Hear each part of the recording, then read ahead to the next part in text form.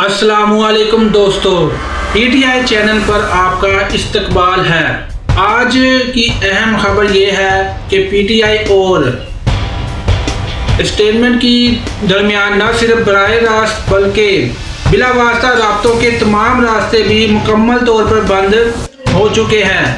یہ بات پارٹی کے سینئر ذرائع نے واضح کی ہے۔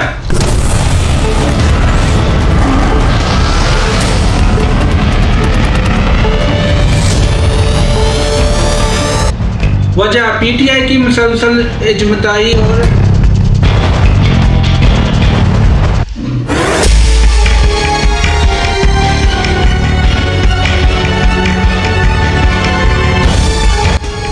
احتجاجی سیاست اور ریاستی اداروں کے خلاف چلانے جانے والی مہم۔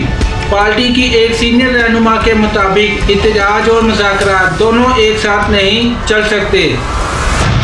جیل میں موجود سینئر چیئرمین عمران خان کی ہدایت کی روشنی میں فی الحال مذاکرات کا دروازہ بند سمجھا جا رہا ہے۔ اس لیے تمام نظریے اب 8 فروری کے ملک بھر میں ہونے والے پرامن احتجاج پر ہیں۔ تاہم پارٹی کے اندر بھی توقعات محدود ہیں۔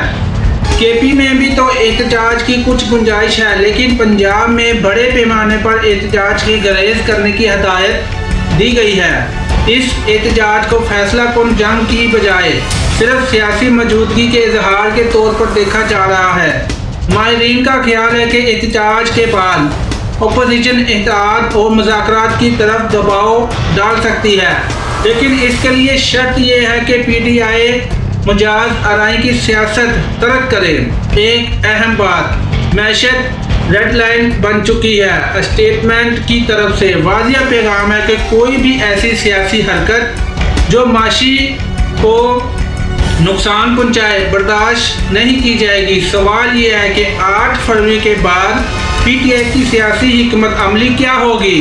کیا طویل مجاز آرائی جاری رہے گی یا پھر مذاکرات کی نئی کھڑکی کھلے گی؟ ہمیں آپ کی رائے سے آگاہ کریں کمنٹ میں۔ ہماری دعا ہے کہ چیئرمین عمران خان جلد سے جلد رہائی پائیں اور ملک اختتام کی طرف بڑھے۔ اس ویڈیو کو لائک اور شیئر کریں، چینل کو سبسکرائب کریں۔ اللہ حافظ۔